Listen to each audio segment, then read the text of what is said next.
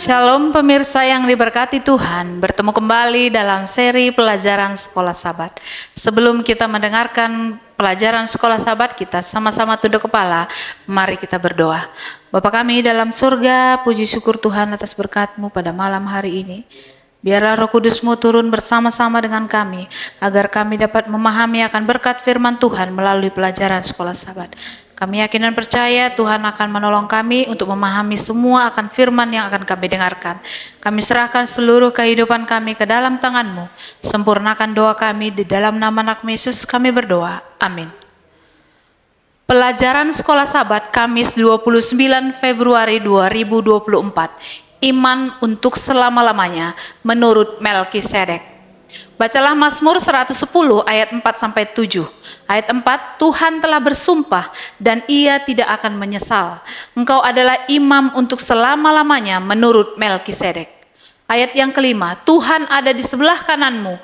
Ia meremukkan raja-raja pada hari murkanya.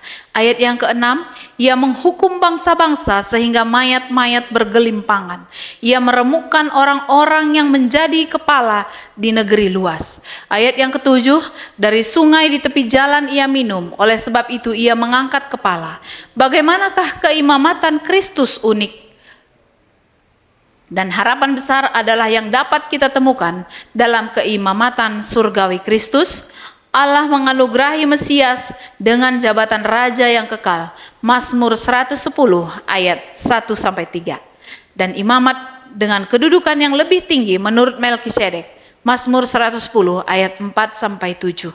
Tuhan memeterai firman-Nya dengan janji yang sungguh-sungguh. Ibrani 6 ayat 18. Sumpah Tuhan untuk tidak mengalah dalam memberikan kepada kita seorang imam yang sempurna adalah tanda kasih karunia-Nya.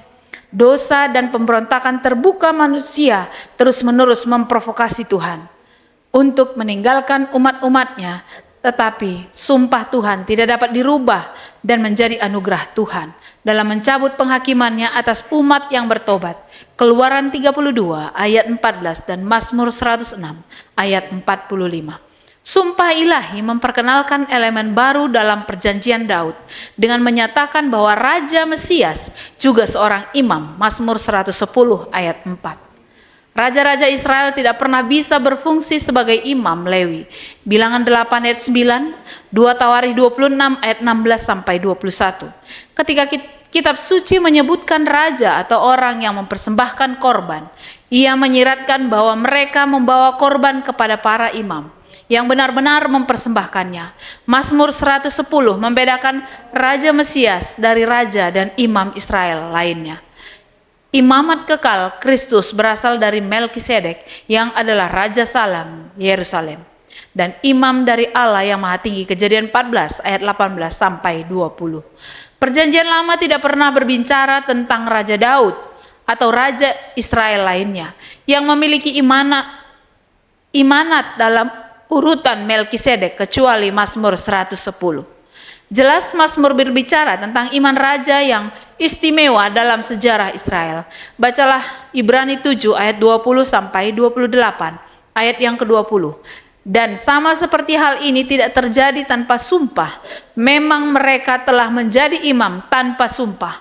Ayat yang ke-21, tetapi ia dengan sumpah diucapkan oleh Dia yang berfirman kepadanya. Tuhan telah bersumpah dan ia tidak akan menyesal.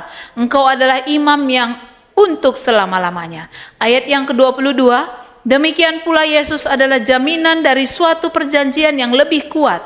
Ayat yang ke-23, dan dalam jumlah yang besar mereka telah menjadi imam karena mereka dicegah oleh maut untuk tetap menjabat imam.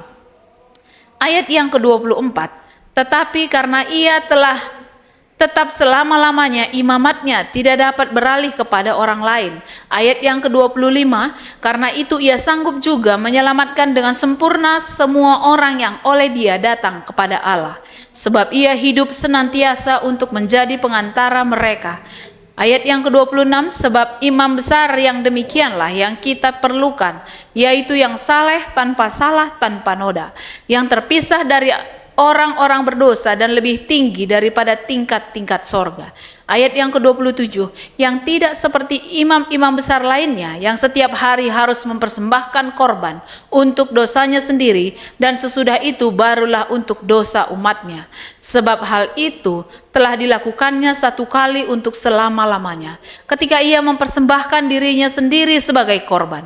Ayat yang ke-28, sebab hukum Taurat menetapkan orang-orang yang diliputi kelemahan menjadi imam besar. Tetapi sumpah yang diucapkan kemudian pada hukum Taurat menetapkan anak yang telah menjadi sempurna sampai selama-lamanya. Apakah beberapa implikasi dari keimamatan Kristus yang unggul? Menjadi Raja Israel ilahi dan imam kekal, Kristus memiliki keunggulan yang belum pernah terjadi sebelumnya atas imam dan raja manusia. Jadi kita dapat mengambil harapan. Kristus menjunjung tinggi perjanjian yang lebih tinggi yang didasarkan pada sumpah Allah, bukan janji manusia. Dia melayani di tempat kudus surgawi. Keimamatannya tidak terpengaruh oleh dosa atau kematian seperti imam manusia. Dan dengan demikian dia dapat menjadi perantara dan menyelamatkan umatnya selamanya.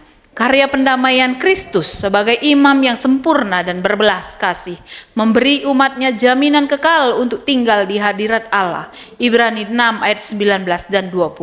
Imamat rajani Kristus akan menghapuskan kekuasaan kejahatan, tidak hanya di dalam hati manusia, tetapi juga di dunia. Dia akan menepati janji Mazmur 2 bahwa setiap bangsa penguasa tunduk pada penghakiman kerajaan Kristus Yesus. Mazmur 2 ayat 6 sampai 9 dan Mazmur 110 ayat 1, 2, 5 dan 6. Imamat rajani Yesus yang luar biasa membuat tuntutan yang mutlak atas kepatuhan dan ketidakpercayaan kita.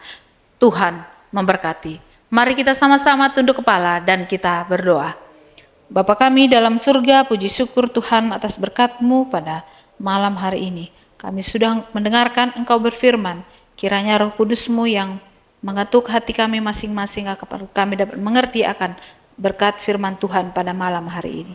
Sempurnakan doa kami, dalam nama anak-Mu Yesus kami berdoa. Amin.